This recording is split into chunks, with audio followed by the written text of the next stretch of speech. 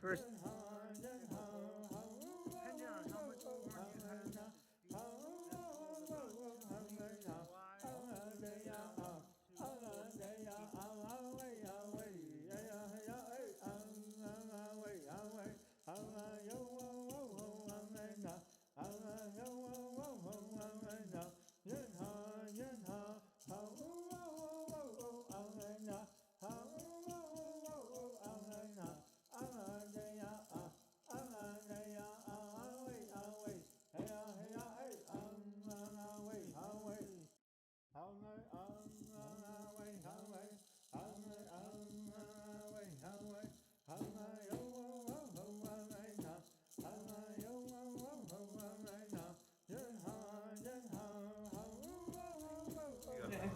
Alright, good evening you guys.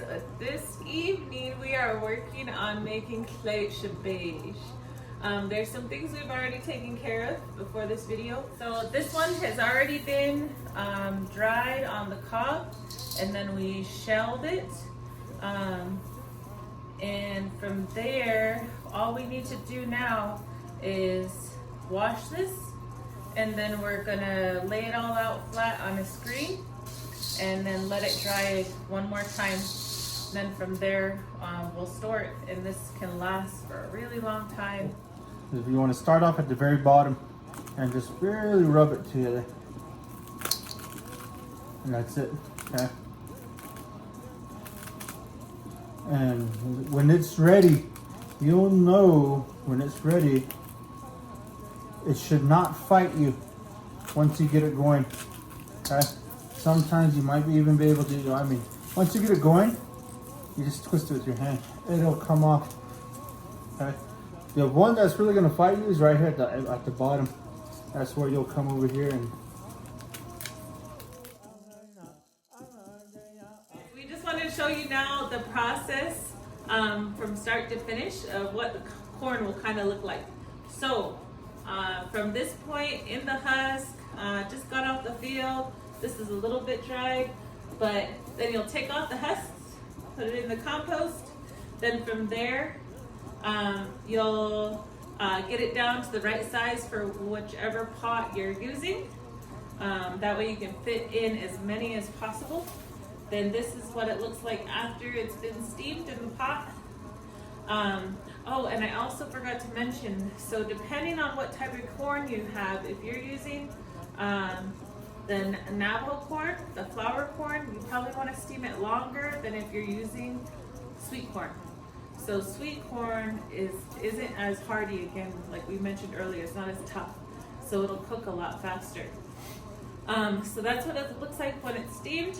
And then again, these are yellow corns, and then this is white corn from here on. So then you can either put it on a braid or take off the husk and lay it out to dry on a screen. And then this is what it looks like after it's been shelled off the cob. And then from here, all we need to do is wash it one more time, and then we'll lay it out to dry one more time and put it up for winter. Okay, all right, so we just showed you guys or explained the process for cooking the corn traditionally. When you just take this straight from the field and you put it straight into the hole in the ground to cook. And so with corn worms and all.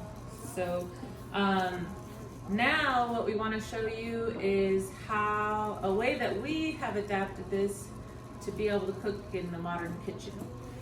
In case maybe you live in an apartment in a big city and you don't have a way to dig a hole in your backyard. So for this one that I just peeled, I was gonna cut it down to be into the inspa or break it, but because these kernels are so uniform in size, and then you also want to look that the kernels go almost all the way to the top of the cob. There is little gaps in here, but it's still okay. But this is a really nice one, and it hasn't been eaten away or anything like that. This is a really nice one to save for seeds for next year. I'm gonna go ahead and cut another one here. So again, just feel for when you think the kernels are starting. And then you're gonna cut right there. And you don't have to go all the way through, just like halfway about. And then pull that down, put this in compost. And look, this looks a little, there's a cornworm that got in there, so I'm just gonna break the very tip off with it so it just stays cleaner. And then what we need to do, I already have some of these measured for being in the Instapot, so that's what we're using as an Instapot to cook these, because it'll steam it a lot faster. So I'm just gonna go off of that measurement and then just break it right about there. And then these are all ready to go into the Instapot. We're just gonna start laying these around the edges, the longer ones, and get as many in there as we can. Alright, so now we have the pot all set to go. We'll go ahead and put these into a later batch. For this, all we need to do is add about 4 cups of water. So I'm actually going to we wanted to add some salt on this one just to try it out. So I don't know, there's probably like a teaspoon worth maybe in there. So we'll go ahead and just pour this right in here. Oops, a little too fast. All right, so now we just gotta take the lid off. Put the insert back into the Instapot. Make sure there's a section where you can put this on and it'll fit right into that lower section. And then just go ahead and turn it and that locks it. And then go ahead and just click on steam. And for us, because we have the Navajo corn, we actually want to try to bump this up to 40 this time.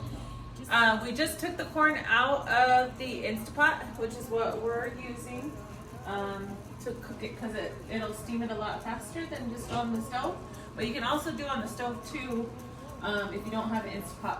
This is how it looks when it's all steamed and ready to go. Now what we're doing is we're putting it into the stove, and we're just putting it on a low temperature. It could be like 170, between 170 and 190. And just laying it so that there's air flowing through. If you leave it slightly open, then it allows the moisture to exit. If you keep the moisture in there, it's just gonna keep steaming it. So you can do a similar process if you're drying meat or other fruits and things like that. It is all nice and cooked and ready to go. You can eat some of it right now even. It is gonna taste a little bit different from like store-bought corn, actually. Because this is actually a flour corn technically, and the store-bought corn is a sweet corn. Navajo corn is a lot tougher than regular store-bought sweet corn. So it'll actually fill you up a lot faster too if you eat this corn versus sweet corn. So it is going to taste a little different in that sense as far as texture goes, but it's also going to taste a little bit different since it's been cooked inside in the Instapot instead of in the ground. It's not going to have as much of an earthy flavor. It's not going to have a little bit of that even ash flavor. To close out this video, we just wanted to show you guys the end results of what we got. So here we have the white corn that was steamed traditionally in the ground and then dried outside on drying racks or in the braids. And then this one is the yellow corn that we steamed or cooked in the Instapot, and then we dried in the ovens or our dehydrator. And so the color difference is primarily due to the fact that this is white corn and this is yellow corn. And then you'll have some kernels in here that are a little bit more brown. You get it on this side too, but this one has that little bit more smoky, earthy flavor. And this one's not so much, but it still works for the purpose of preserving food, which is really why all of this was done in the first place, is so that you could preserve food for the winter and not have to worry about it going bad or anything like that. So we just wanted to show you both processes so that Whether you're, you know, out on the res and have plenty of room to dig a big huge hole in your backyard, or if you're in a little apartment and you can only use more modern methods.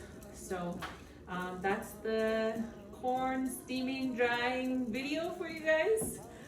We hope you liked it, and hopefully you guys can do this for yourselves this year or next year if you want to grow your own corn and do it. But thank you for joining us.